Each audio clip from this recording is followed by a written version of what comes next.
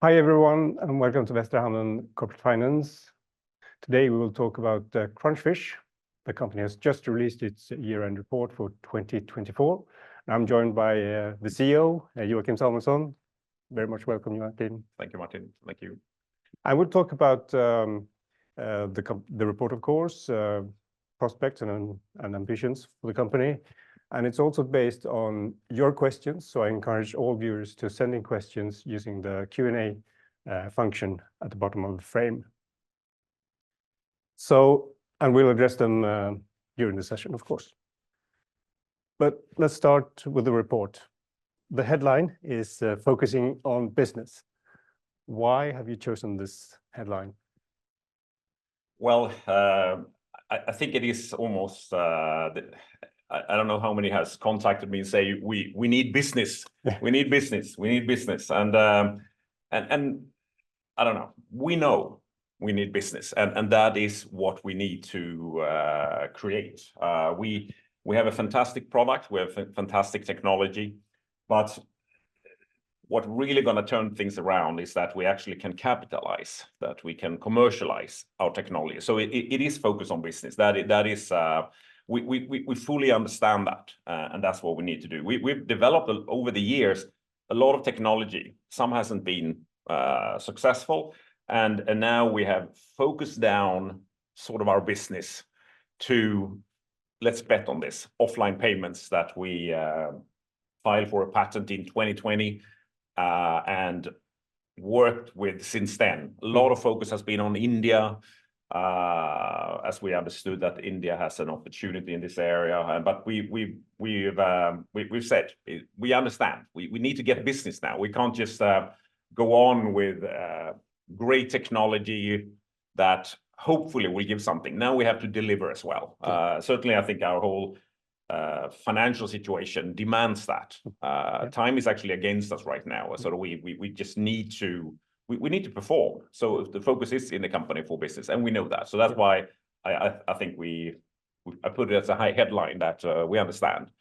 Yeah, and we'll come back to the patent discussion a bit later. Sure. But let's start from your most imminent focus area, which is India. Could you describe the environment, or I mean, you're in talks with the Reserve Bank of India and National Payment Corporation of India and several banks, and what's going on? Yeah, what's going on the market? I think from a reporting perspective, I'm actually very glad to say that India is, we've developed our product for demands in India, and we've been focusing on India since day one of offline payments. And the development that has happened during the last months here has been in India. And that is, if we're going to look at 2025, what can turn this around? India is the key market for sure. So we're very happy that this is where things has actually, there's happened a lot. And the RBI is pushing for implementing the digital currency. Yes, that is one thing that is going on. I think RBI took already in 2023 a decision that they will pilot their digital rupee. And it was a product that already from the start, they said it's going to work also offline. But they built a system which, and I think let's come back on that after I describe all the roles as you first asked. They built a system which is that they digitize the banknote, that you have physical banknotes, bills basically, 100 rupee bills and 1,000 rupee bills and so on, and they just made an exact copy of that but digitally. They actually, and this is news, they actually going away from that. It's not going to be based on that, and this shift in the market is actually very good for us, because now they're going to develop a new system which is much more closer to how we look upon offline payments. It suits better. So this is what you're writing in your report. This is the value-based tokens.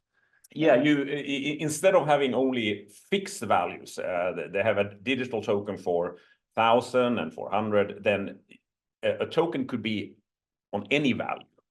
And why is that important? Well, if you think of it in a payment situation, it's going to be hard in a payment situation because I need to have exactly the right amount of tokens. Or alternatively, you would have some tokens that you can turn back as a change, giving me back something. But that will very seldom match exactly the amounts. In online, you can sort of do it because then you can online do some of the changes. But if you're offline and you're stuck with what you have, it's actually hard to get something actually working. So, and they've realized this, and so that's why they're doing a major change. But back to the roles then. So RBI is pushing along for offline payments. They've been doing that since they came up with their idea that let's pilot for digital rupee. And it's a similar what other central banks are doing in the world, that offline becomes sort of a priority. We've seen it in Europe, and we've seen it, we're involved with some other central banks in the world as well. Offline is driven in a way by the central banks. Their cash is offline, the physical cash. Digital cash needs to be that as well. So an RBI is pushing this along. Then there is this company NPCI, or this organization, I say NPCI. This is the National Payment Corporation of India. They have been started some years back, and they are running the payment system. They run this payment system, and in a way, it's sort of a bank corporation. There's the National Payment Corporation of India, but they've also been initiated by RBI. So it's almost like a government organization, although that they have private players there as well from the banking sector, and they, as you say, they operate in a way the systems, and they have their enormously successful payment system called UPI. It's now up to, I think, 17 billion transactions annually. Monthly, I should say, monthly. They do enormous amount of online transactions. And they've launched something called UPI Lite X, which is a very similar system to ours, but it's still not out in the market. RBI has not let them go beyond. They have it in their own app. NPCI has an own app in their own app in the market, which is not spread very widely in the market. That is the only place they have it. So offline is not really there with it, but they still they have it, but it's not that there. But NPCI is the company behind a lot of the payment products in India, and especially then UPI. But NPCI is also involved with RBI because they are the one that writes the specs for how now, both the previous system and now the value-based system. So NPCI is, they're also integrally involved in how the digital rupee gonna be organized. So NPCI is also a very important player for what RBI is doing in this area.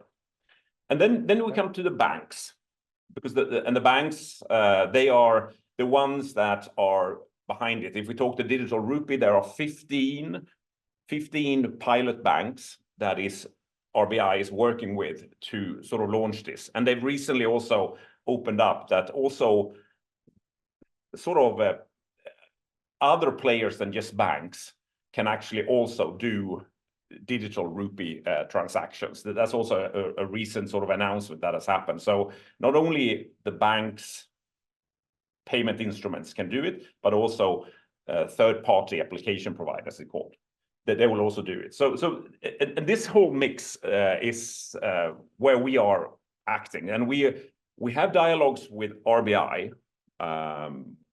Physically, I met them in January. I was there for the Harbinger third year final of the hackathon, and I met with NPCI, and I met with sort of banks while I was there as well. So we are talking to all of them here, including the wallets also. And in this mix, we are positioning our offline technology as something of value. And there is still, I would say, keen interest. There's been a lot of discussions back and forth and a lot of proposals back and forth. And I'm happy to go into more of the details there. But we haven't lost the game in India. There has been rather shifts in the market. And I think the most important shift is that the RBI is introducing now value-based tokens, which for an offline sense is sort of working like our system is sort of working, that you sign out an exact amount that I pay you with, Martin. I'm not just having something almost like a voucher that I can give you, and we would have a problem with change. We would have a big problem there. So now they have a system that actually I think is set up for proper offline payments, and we are, as our RBI knows us, they have even approved our system back in 2023. They know we can do offline payments, and they are pushing in a way for how about working with sort of the Crunchfish solution model. So can I ask about do you know anything about the change to value-based token? Is it imminent, or is it a plan for? Yes, it's imminent. Yeah. They're doing it now. RBI has, they have a deadline for all the pilot banks needs to be ready in Q1 with a shift into a new architecture. And that affects, it's not only offline, it affects online as well, because the whole system will change, and the deadline is Q1. So everybody, all the banks are super busy right now doing this shift here, really. But in the mix of that, it's also now it opens up a much more opportunity to actually properly do offline payments, and this is where we come in. Do they have a plan for the offline segment as well, or well, it's just any of the pilot banks? Not all pilot banks have done on offline payments in the first sort of. We talked to one bank the other week, and they were one of the first ones. They launched already in 2023, but they since then had only done online payments. So for them, they would now first update it to value-based payments for online payments before they actually take on offline payments as well. But there are some banks, some of the leading banks actually, that have done offline payments, and for them, they need to update it as well for the offline part. So there will obviously be a need to do the offline payment solution. What alternatives do they have apart from you? Do you have any competition? Well, there are. I think the one thing which was announced just, I think that was just a month back. We were in the regulatory sandbox back in 2023 for our smartphone-based offline payment system. They've just announced that they're going to work with a company called Exto in India. They are very good at doing it on a smart card. So they're going to be now in the regulatory sandbox, and we haven't been focused on, say, the actual smart card. We focus on actually doing it on a mobile, but they are now in the regulatory sandbox for that. That is another way of implementing offline payments, that you actually can do it from a card as well. So they're going to try that, which is fine. And then obviously there is NPCI. What they have done, and they've done one solution for offline for UPI, but it hasn't yet, because it's not secure enough. It hasn't been spread in the market. And that is the UPI Lite X that you mentioned. Yeah, that's UPI Lite X. So that is, and they can't just take UPI Lite X into what is happening, but they are. That's another offline player, which is part of the ecosystem. But as that one hasn't been released yet because of issues, then we are talking to RBI, and we're talking to NPCI that we who have an approved solution already, why don't we build it on sort of our technology, which could be sort of the baseline for the market. Yeah, and in all this change, you've started collaboration with a subsidiary to the RBI. Yeah, they reached out to us. This also was quite recent. They reached out to us after my visit in January for the Harbinger final. It's a subsidiary. They invest in technology, and they look a little bit more long term. And the focus area that they want to talk about offline, because they know that's our strength. But they also have a related area to offline or to payments, really, which relates to offline as well. And they've said if we could help them of developing in that area as well. So this is we made a proposal for them as well. But it again, it shows that RBI is I think we're well seen with RBI. I think they like what we do, and they are for where if we're back to offline again, where the push is for offline in the market. The most focus is right now, let's do it for the digital rupee, and this is where RBI in a way sets the agenda, and we are one of the players. Yeah. I want to one thing it might be a good time to come up with that. I think, why does it take so long? Why is it difficult? Why don't we sell already? Well, I think it's linked to the fact that if you are a central bank, or NPCI for that matter, who deliver something for the entire country that the whole country should use, they are struggling with making themselves dependent on a private venture. Even an Indian private player wouldn't like that either, but that would be maybe easier for them to swallow, but they don't really like that either. But a foreign private company, it's highly risky for them to make themselves dependent on a foreign entity, because what happens with this foreign entity if it's sort of will that foreign entity survive, but also maybe it's bought up by more of a hostile organization. So they are making sure that what we invest in, we need to have control over, and we need to own it.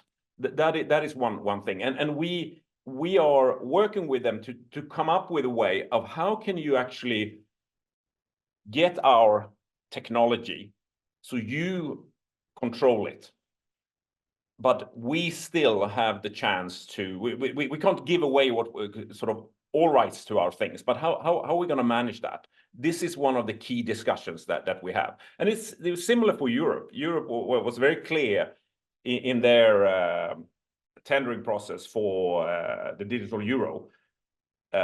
European Central Bank said we need to own this. We cannot ever put ourselves in a dependent situation on private players. So we are willing to pay, we're willing to own it, but then it's us to actually control it. And similar discussion we've had all along with NPCI since we started talking to them back in 2020. But also with, I think they all understand that they need to be in control, because otherwise they risk that their backbone of the payment system is actually potentially, you can be in a hostage situation that someone else come in and sort of puts. So why not invest directly in Crunchfish? Well, but they don't really, that would mean that it would buy us. That could be one alternative. That could be one alternative. But I think what we are rather right now, the solution we're coming up with is that what they could invest in is the right to use our patent solution. All our know-how and the patents, they can have the right to own that.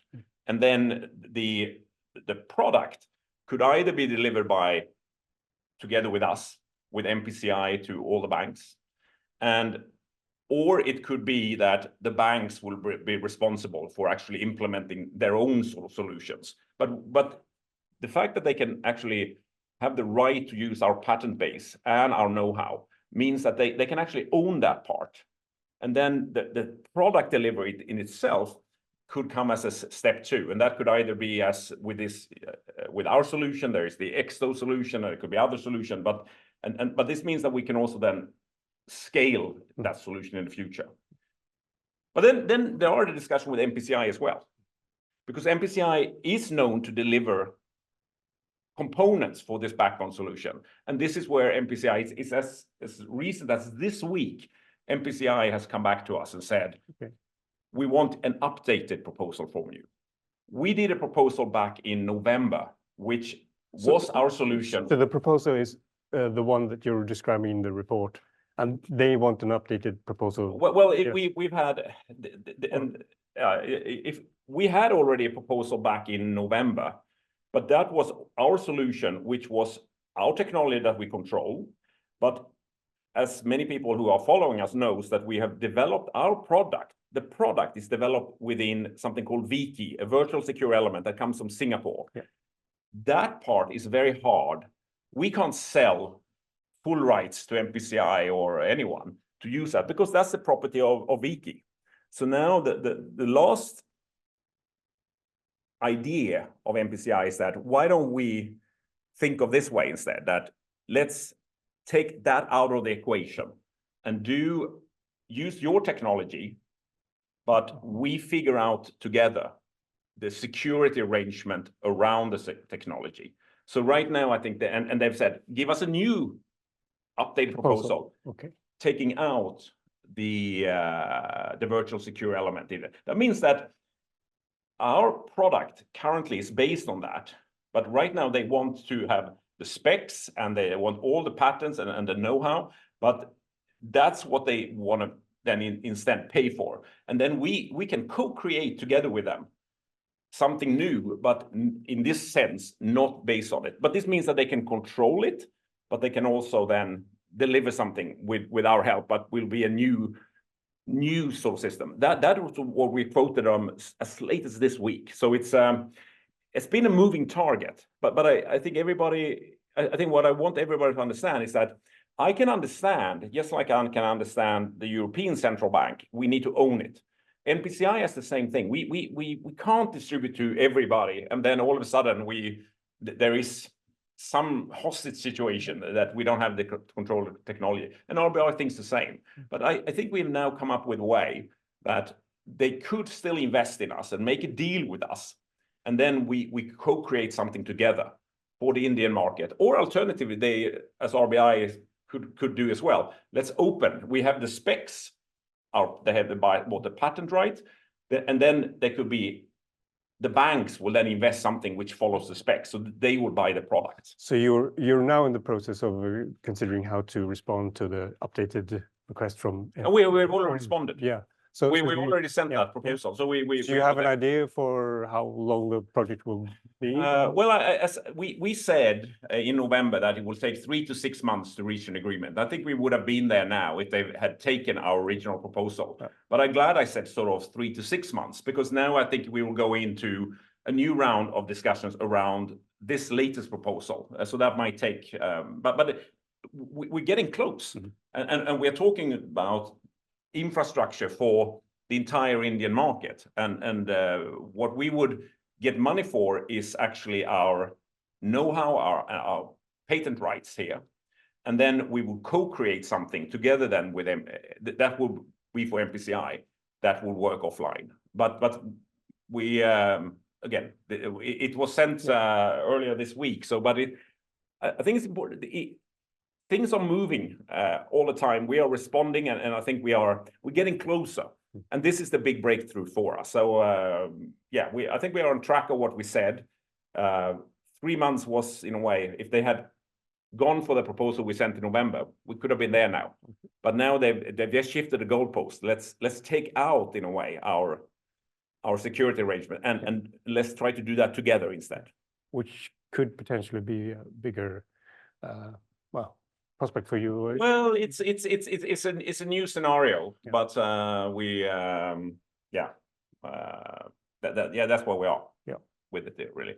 And then there are the banks who are the players that's going to implement this solution, and the wallets that's going to implement this solution. They're part of the pictures, and we're having these discussions with some of these leading banks in the market, and they I think they understand that we know offline payments very well, and but the question is, would it be them being fully responsible for the security here themselves, and then they need us very dearly, or will they get something here from maybe a NPCI, and hopefully with a deliverable which comes from us and NPCI that NPCI owns, but we have been part of developing that. You have a commercial agreement with HDFC Bank, First Bank. No, IDFC First sorry. Bank. IDFC. IDFC yeah. First Bank. Yes. Can you give us any updates? Are they awaiting this upgrade from RBI, or right now they're also fully busy on doing this shift into value-based tokens? Yeah. I think the product we have with them, it's sort of for what we call remote offline, that you use the telecom route to connect to the backend instead. That product still works, and we've had a meeting just a couple of weeks back with IDFC and telling them that with this shift that is happening, there is sort of really almost as long as you do that shift yourself, there is sort of zero impact on this product. So that this would also come along. But IDFC is we've talked about full offline as well, where I can pay you without any connectivity, and they are keen to. That's a bank that is very keen that we can showcase that in the market, and that might come to that as well. So it's good that they're behind us very much still. Yeah. And you also mentioned in the report you're talking with wallets, digital wallets. That's a big section of the market as well. That there are sort of wallets in the market. It's one particular right now that we've had a dialogue for a long time. It is with a petrol company who have because if you're out in the countryside, poor coverage, they want it's a closed loop sort of solution that you put in money into a wallet of that petrol company, and then you can use that for filling up your gas, and they like that to be work offline. So that's one of those. It's not in a way. It's just one opportunity. What I talk about with NPCI and RBI, this is for the whole shebang in India. This is huge compared to some of those minor deals here and there.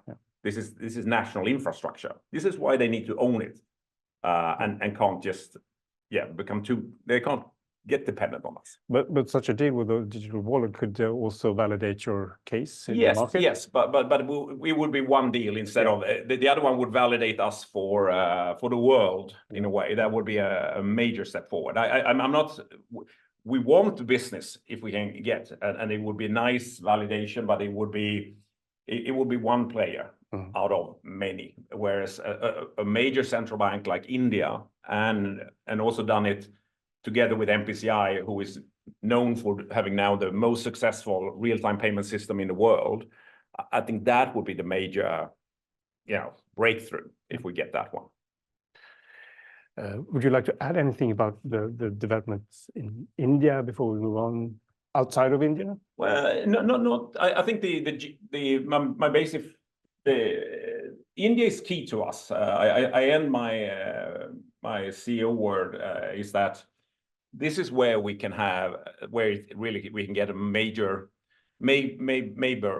sort of deal because it's for the whole country if we do it. And I think the good news is that a lot of good things has happened in India, and our key market, which is key to our success. This is where we have taken a lot of good steps forward, and that's what excites us. That's what keeps our spirit high in the organization still. So outside of India, Can you tell us? Out there. India is inside India, and then outside of India. Yeah, let's go to out there. Could you update us on the CBDC projects out there? Well, the biggest offline project in the world by far is Europe. The central bank, European Central Bank, has put they budgeted for over 200 million euros for the offline part, and they've said it can even go up to 600. And it's sort of a tendering process. We have signed very strict confidentiality agreements, so we can't actually comment on sort of where we are with that one. What they've opened up for as well is that they want for something called programmable money. They want innovative ideas. We have filed, and because that's something we filed a patent for back earlier last year. And so we've said we know how to make programmable payments work for offline payments as well. And we hope to get sort of some response out of that. That goes, besides, because programmable payments is not just for offline; it's actually for it's just a feature of the digital euro system that they're interested in. So that's another one we're part of. But the major development there for us is that our core patent that we filed in January 2020, that is already granted in the US. We got that in July.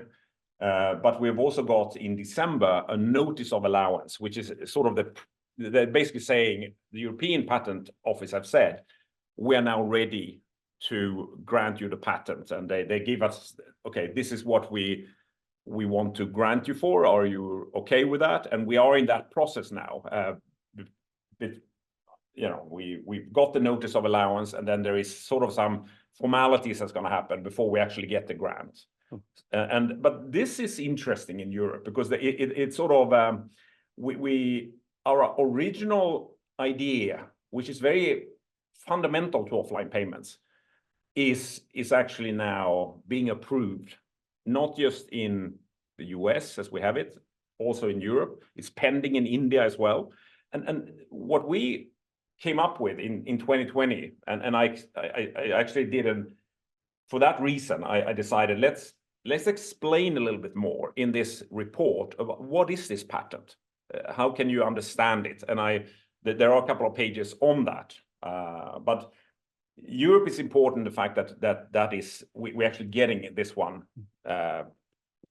granted here. And then in Europe we have one central bank who are right now using our technology for a pilot. This is an unpaid pilot right now, but it's sort of an Eastern European country doing it, and they are sort of now they're gonna soon launch and do a pilot, and the pilot's gonna be, I don't know if it's ending in Q1 or if it's just Q2, but they're going for it. It's ongoing. And then we have another also Eastern European that is highly interested in our technology that we have discussions with for a pilot as well. So we have other central banks interested in our offline technology for CBDC. So it's and then there is the big one. It is obviously European Central Bank, which is a huge project as well. But unfortunately, I'm not allowed to say anything. No. Because But will the patent loans help you in the tender, do you think? It depends on how you design things, but I think there's a lot of aspects of offline payments, and it's valid. Europe has talked a lot about that they want hardware-based security for offline, but this patent protects both for hardware and software. It's not just software-based solutions, so it will be there. So we will. But it's too early to say anything really. But it's something which applies to both software-based security as well as hardware-based security. Yeah. So things are happening in Europe, other parts of the world. Africa, we have our friends at SaaS Expands that they actually told us that they had one or even two deals that will close before end of the year. None of that they didn't happen. But there is one of these deals are now it's up for board approval in February, so that's very soon. So that's an sort of an African country there where we're hoping to actually then that's just like this petrol in India. It's sort of a wallet, and they want offline because that's important in their country. And I hope for us and for SaaS Expand and also for this country that they take this on. It's a dominant wallet with having I think 60-70% of the population using it. So it's one of these deals as well, which, as you said, would validate our technology. It's not as big as India by far, but it's still would be a great thing if we would get that, just to get business get going. And yeah. And we spoke a bit about patents in Europe. And what's the situation in India? All our patent applications are pending in India. Nothing has been granted there yet. It's this one we filed originally in 2020. We got it first in US, we got it in Europe, but India is it's we are in that examination process. So this is the one we hope we will get, and that will actually protect us for offline payments similar to UPI Lite X. So it will be hard, I think, to do UPI Lite X if we get this patent sort of approved. But also I think we would exploit this patent for how we want to do offline payments for the digital rupee as well. But then and this is not our only patent, this one in 2020. We have, I think it's, I don't know, is it more than 10? And they are also in various stages. But the one we filed already in 2020 is now the one which granted in US, granted soon in Europe, and pending in China and India as well. But it's we don't have got the patent yet, but it's in process. Yes. Yeah. We received a question regarding the NPCI, and the thing that they don't like, Viki, is it for the same reason as Crunchfish, a small player outside of India? Or I think they appreciate what Viki has done. The Viki, the virtual secure element is a great thing. I think NPCI also recognize that. I think we've talked about doing a proof of concepts. This has been for doing a proof of concept of the virtual secure element. That's what they've been asking for, and because they wanted to understand it more in operation. But the problem is not that they don't like us or like Viki. The problem is with control, because the Viki system, the virtual secure element that they deliver, VOS, virtual operating system, that is a security environment that Viki has sold to hundreds of companies in the world, banks and many other places. And Viki cannot provide NPCI with full control and source code. They basically said, we can't, because then they will jeopardize the security for their other customers. So we have explained to NPCI, and we did that in November, and we explained it again when we had a meeting in December with the NPCI, that VOS, virtual secure element from Viki, that's an operating environment which is secure. You cannot get access to full control of that. But this is why they now turned to us and said, for our solution, which we need control over, let's do it this way. We want to work with you, give us a quote, but take out VOS out of the equation. So we could actually together, because NPCI have a lot of payment products, so they know a lot about security, but they don't have a virtual secure element, but they know about security still. But they are figuring out, can we actually do something together on the security side, which we have then control over, but using your know-how and technology for offline payments. This is where it now stands. Okay. Yeah. We also have a question regarding the bidding and the talks with NPCI. How many players are talking with NPCI in competition with you? Do you know? No. Well, I don't think there are too many. Not that many. There are. I think we saw this Exto. We met them. We met them a few times at these Harbinger events where we see a little bit the Indian. And that's the card. Yeah, they're strong on the standalone cards, that you can have a stored value on a card. So they talk to, I think, RBI, and they talk to NPCI. There are some other solutions for various implementations here. But I think our strength is that we were very early. We have some key patents, and they know for the form factor of a smartphone, which NPCI focus on, and we focus on as well. We have, I think we have the most know-how in that area. And that's why I think this is why we are in these discussions still. Because I don't think, ideally they would have loved to work with an Indian player, but they are, as I said, as late as this week, they've asked us, let's do it this way now then. We want to control, let's do with your technology for the Indian market, but let's take out then Viki out of the equation, because you can't sell that to us and with full rights. And we can't. And Viki have just said that we discussed that with Viki as well. And they've said we can't give it, we simply can't give that right. And that's just because then it would jeopardize their whole business, really. Then they would have to buy that also. But I think they're not asking us to buy us. They're not asking to buy Viki. So that's how it's. Yeah. And regarding the ECB tender, could you tell anything about the competition there, or is it just? Well, I think it was official that for offline there were 5 maximum 5. That's all they said. It's going to be. And you're one of them together. We're one of the 5. You've partnered with. One of the 5, yeah, and that's all it's been officially released. Yeah. Nothing else really. Yeah. We have a question regarding if you are in discussion with the Georgian Central Bank regarding CBDC. Is that something you can answer?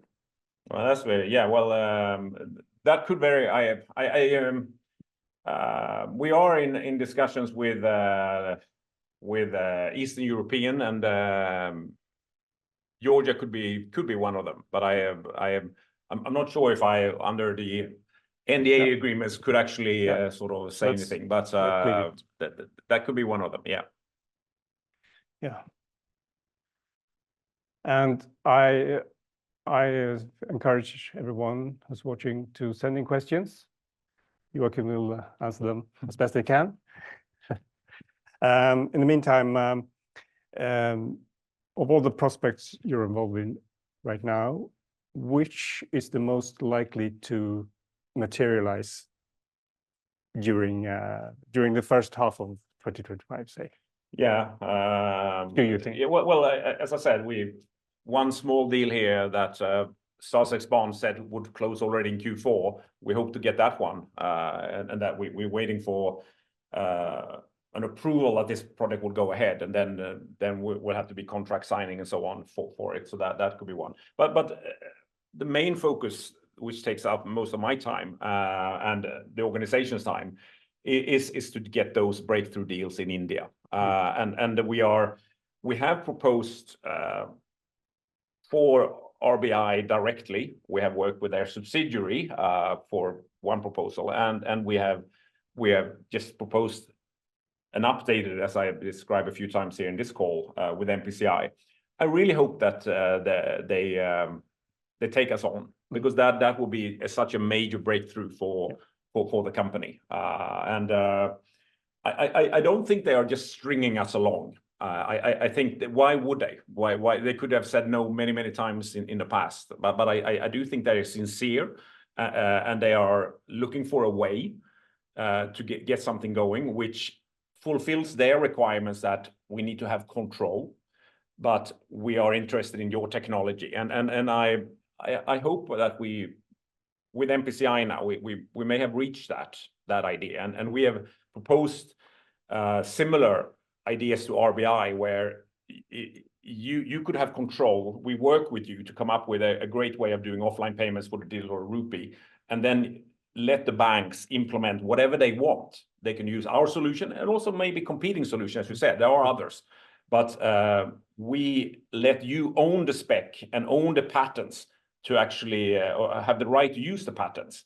That is what you can buy from us, and then we can open the market that anyone can then do offline payments, and we will be one of the contenders. Because the good thing for us then that would scale very well, because we would first get money for the system level specification and patent rights, and then it will be up to any of the payment providers, the banks or the payment systems, to actually then acquire whatever technology they want to actually to get this work, and we would be one of them there also. But if we talk about Q1, Q2 here, as you said, it is to get that big deal. Let's just set that, because that would turn things upside down, and we are this is the leading payment country in the world. They do half of the world's Swish payments. It's done in India. It's just an enormous market for payments, and we're still seen as a credible player here for offline, which is just enormous if you think of it. And you want to have things in place in India before you build a proper business case in Europe based on your patent? Well, we're putting most of our bets, or most of our basically efforts into India, because we need to break through that now. We've been, we've been working there for so many years without actually having this breakthrough that we hope for. And we can't run around everywhere in the world, because it will take time everywhere else also. But if we can get India, that's the focus, then we will we will have a lot of credibility, and we will sustain ourselves with money, and we can even have a scalable business here where the banks and payment systems are paying for the product. So we need to get India, but we are not. Yeah, we are. We have our ears to the ground, and we are with partners. Yeah. We're working in some other opportunities as well. But India is where we are directly involved and in direct contact with the key players.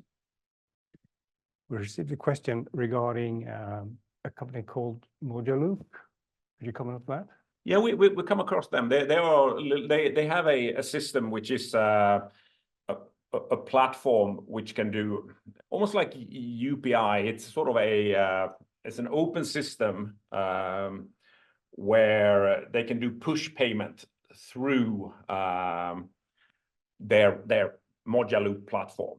Just like in UPI, a lot of payment application, many apps can do push payment through UPI. Moduloop is sort of a system where they can put that in place, and then you can do push payment through it. So we have a dialogue with Moduloop about we could help you facilitate offline payments on the Moduloop platform, just like we can facilitate offline payments on the UPI platform. Is this in India as well? Or? No, this is more in Africa. Okay. Their focus has been on a lot of third world sort of emerging markets in Africa. This is their main market for Moduloop. Yeah. Yeah.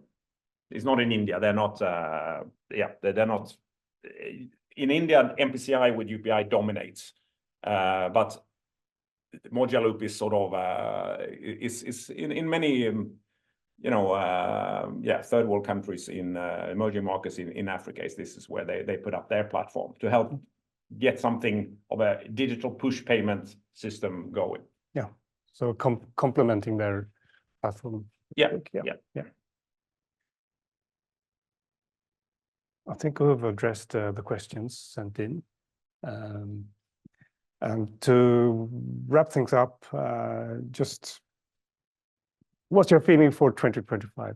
Well, we are, believe it or not, but we're still optimistic. We are talking to I think the finest payment markets in the world, India, and if we are talking to the right players, central bank, NPCI, and many of their sort of leading banks and payment providers as well. If we can get it through, then what we've all been waiting for and dreamt for, it's going to be a new situation for us. And I think we've come up with this way of actually making ourselves delivering something where they can be in control, because this is where the patents comes in, because we can give them the freedom to operate with these patents and all our good know-how. We can put that all into the specs of how it should be done. But then the product itself, the implementation, is another matter that could go via NPCI or also that the payment banks would sort of have to source in whatever product they want. Then we can get that as well.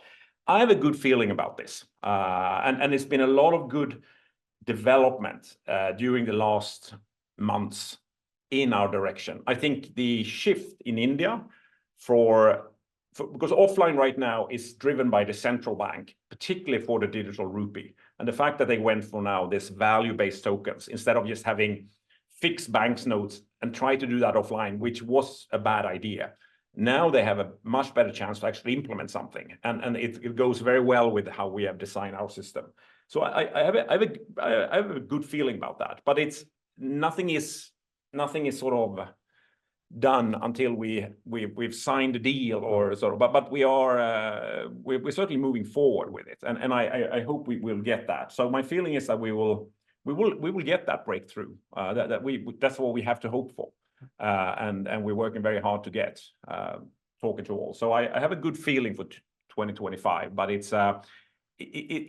I wish we could have had this already in 2024. Because then we wouldn't have gone through this painful rights issue. But I hope we can turn it around by actually getting into the ecosystem of the leading payments market in the world, India, and that would change the new future for us, really. Yeah. Thank you very much, Joachim. So focus on business. focus on business, and is in India is where the big business is really big. What did I say? 3 or 4 years, big deals are coming. I hope we can deliver that in India, but even if I don't want to take those words in my mouth, because I've eaten them up over 3 years. Okay, we'll see. Well, thank you, Joachim, again. Thank you, everyone who's watching.